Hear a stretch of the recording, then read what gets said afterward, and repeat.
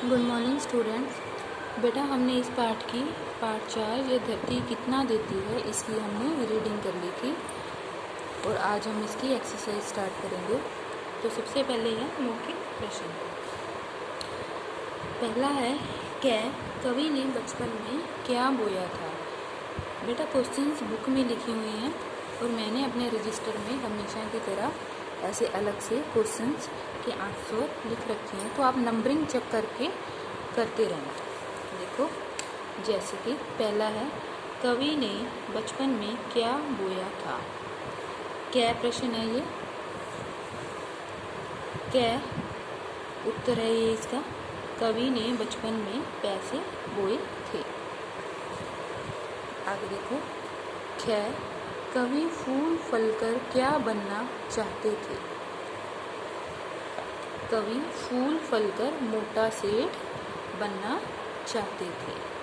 मतलब उनको ये था ना कि पैसों का पेड़ लगा दूंगा तो पेड़ पे पैसे लग जाएंगे, मेरे पास बहुत सारे पैसे हो जाएंगे, इसलिए उसको लगता था कि मैं मोटा सेठ बन जाऊंगा।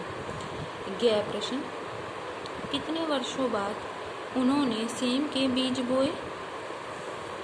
कवि ने 50 वर्षों बाद सेम के बीज बोए। कितने वर्षों बाद? 50 वर्षों के बाद।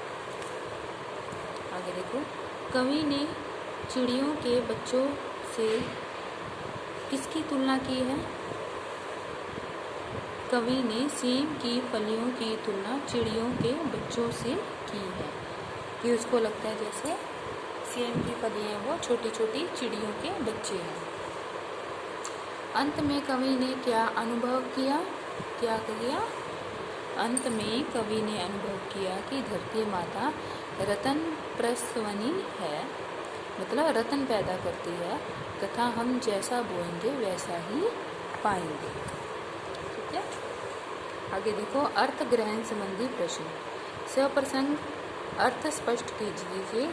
पंक्तियां हैं आपकी कविता की, यह धरती क्या बोती है, इसके हमें प्रसंग और व्याख्या करनी है। मैंने छुटपन में छिपकर पैसे बोए थे, सोचा था पैसों के पेड़ उगेंगे, रुपयों की कलदार मधुर फसलें खनकेंगी और फूल फलकर मैं मोटा से बनूंगा। इसकी क्या होएगा, सबसे पहले प्रसंग लिखेंगे हम। ये रहा प्रसंग। प्रस्तुत पंक्तियां प्रकृति के सुकुमार कवि सुमित्रानंदन पंत द्वारा लिखित यह धरती कितना देती है कविता से ली गई है। इसमें कवि ने अपने बचपन की घटना के बारे में बताया है। तो ये है इसका अर्थ। इन पंक्तियों में कवि ने अपने बचपन की एक घटना को बताया है कि उसने बचपन में छिपकर पैसे बोए थे। उसने ये सोचा कि पैसों के भी पेड़ होंगे, उन पर फूल और फल पैसों के रूप में ही आएंगे। जब वह पेड़ों से पैसे रूपी फल तोड़ेगा तो वह एक धनाढ्य सेठ बन जाएगा, मतलब कि मोटा सेठ बन जाएगा। आगे देखो नेक्स्ट। निम्नलिखित काव्यांशों का भाव स्पष्ट कीजिए। इनका हमें भाव स्पष्ट करना है। छाता कहूँ कि विजय पताकाएं जीवन की या हथेलियाँ खोले थे वे नन्ही प्यारी। तो इसका भाव क्या होएगा, सेम की फलियों को देखकर कवि कहता है कि वह उन्हें छाता कहे या जीवन की विजय पताकाएं या खुली हुई हथेली। नेक्स्ट, रतन प्रसवनी है वसुधा, अब समझ सका हूँ। इसमें सच्ची समता के दाने बोने हैं, इसमें जन की क्षमता के दाने बोने हैं, इसमें मानव ममता के दाने बोने हैं, जिससे उगल सके फिर धूल सुनहरी फसलें। ये सेकंड है। इसका भाव देखिए। इन पंक्तियों में कवि यह बात समझ चुका है कि यह धरती रतन प्रसवनी है, यह हमें बहुत कुछ देती है। इस धरती में हमें सच्ची समानता, लोगों की कार्यक्षमता तथा मानव की ममता रूपी दाने बोने हैं ताकि यह सच्ची मानवता की फसल दे सके और मानव के अंदर दया, प्रेम एवं सहानुभूति के गुण आ सके। थर्ड, हम जैसा बोएंगे वैसा पाएंगे। इसका भाव क्या होगा, इस पंक्ति में पंक्ति में कवि ने स्पष्ट किया है कि हम जैसा करते हैं हमें उसी का प्रतिकूल भोगना पड़ता है। यदि हम समाज में सबसे मिलकर चलेंगे, सभी का ध्यान रखें, तो सभी हमसे भी मिलकर चलेंगे और हमारा भी ध्यान रखेंगे। ऐसा करने में समाज में भाईचारा और सौहार्द बना रहेगा। ठीक है, आगे है देखो ये हमारे लिखित प्रश्न लघु उत्तरीय। सबसे पहले है, कविता के प्रारंभ में कवि ने धरती को बंध्या क्यों कहा है?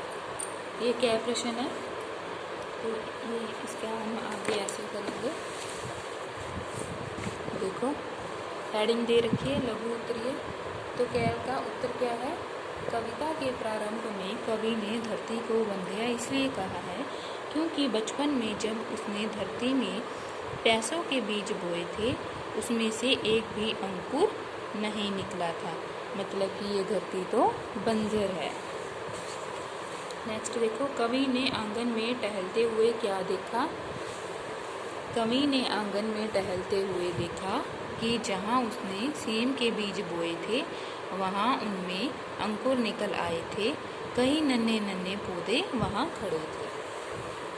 नेक्स्ट, कवि विस्मय से हर्ष विमूढ़ क्यों हो उठा?